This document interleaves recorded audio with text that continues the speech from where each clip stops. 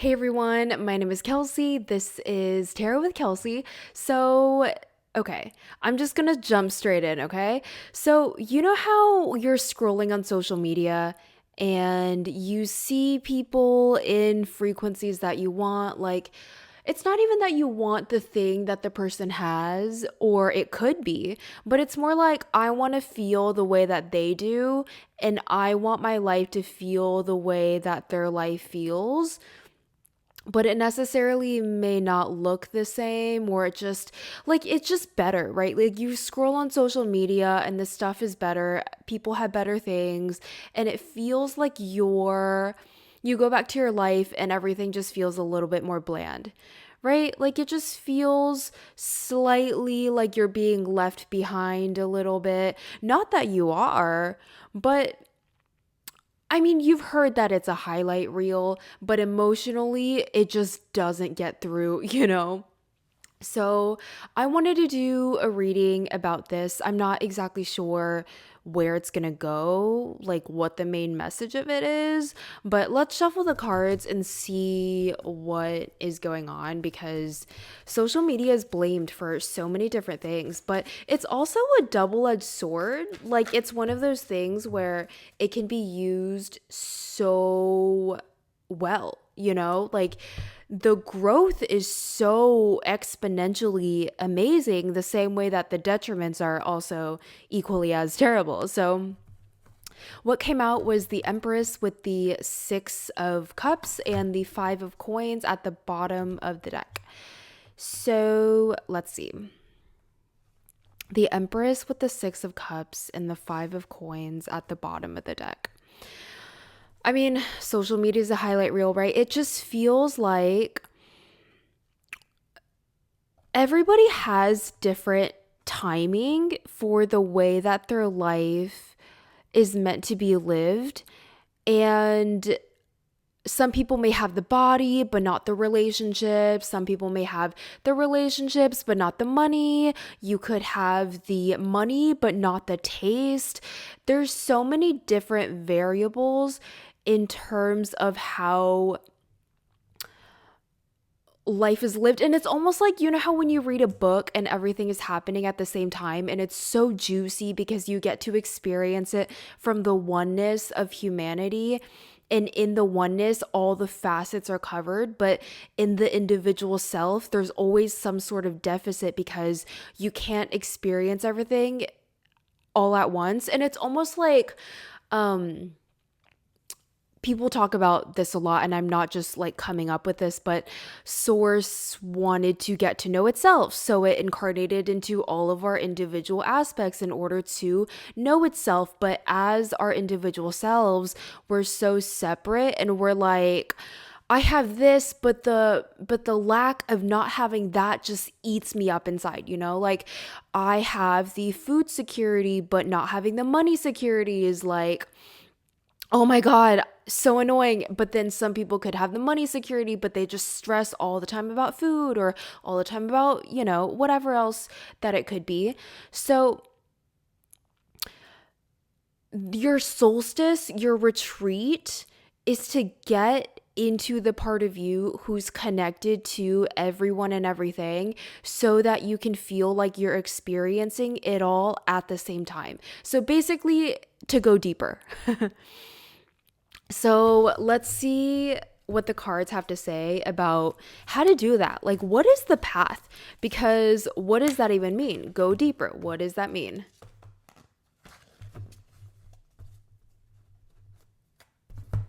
Because here's the awesome thing about going deeper. Once you get to that part of you who's connected to everyone and everything, and you're experiencing it the way that someone else would experience it in, you know, first person, you're experiencing it vicariously through them, but it feels like you're in first person.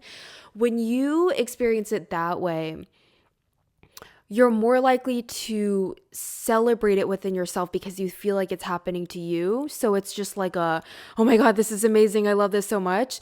And when you can celebrate it and it's happening to somebody else, it's more likely to happen to you as well because you're removing all your blocks. So that's a really, really cool thing that happens once you get to the oneness of it all. So the Eight of Wands, the Four of Swords, and the Hanged Woman came out with the Nine of Coins at the bottom of the deck. So let's see.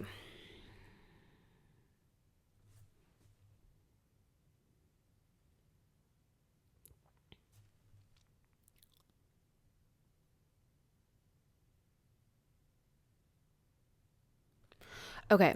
With the Eight of Wands, I feel like things happen really, really fast. When you go deeper, because that level of yourself hasn't been seen, it feels there's so much stuff to sort through. There's so much discernment to be gained, and it feels like everything is happening at the same time, and you really have to choose between what you want to experience and what you don't want to experience. So a lot of people get to the oneness of life from a negative place, like if you feel like all you see is terrible things, and when something terrible happens to somebody else, you automatically feel like it's happening to you, and it just feels like there's so much negativity and it breeds and there's no way out, right? Like that's the oneness from a quote unquote negative perspective, like a perspective that we want less of, right? To experience in first person. So that tells you and me that the oneness is possible because the positive feels the exact same, but it's just positive. Like it's just what we want more of. So you have to really understand that you're in the driver's seat. Your consciousness is in the driver's seat. Just because you're being flashed into some reality doesn't mean that you have to live in that reality. So if you get a sense of you go deeper and you feel things that are, that you would want less of, then choose to have less of it. And it takes a lot of deliberation. It takes a lot of feeling like you are not doing anything on the outside just because on the inside you're sorting through all of these things. So the Four of Swords is the next card, meaning that it's rest, it's meditation, it's laying in bed, it's journaling. It would be actually really easy. Well, it would make it a lot easier for you to go deeper, drop deeper, and write out everything that you're experiencing just so that you can slow your mind down. And then afterwards be like, do I want more of this or less of this? And then when you make the call, then something else comes up and you can write it out and be like, do I want more of this or less of this? And so the more you do that with the intent of getting to that positive oneness, I'm putting quotes because technically nothing is good or bad, but there is what we want more of and what we want less of. So I'm just going to use positive as what we want more of. So with the intent of getting to that positive oneness connection point of, I want to experience all the good things that everybody else is experiencing as if it's happening to me, because deep down I'm connected to everyone and everything. So journal it out, all the stuff, and say, if I want more of this, is this getting me closer to that point or further away? And if it's further away, then you want less of it.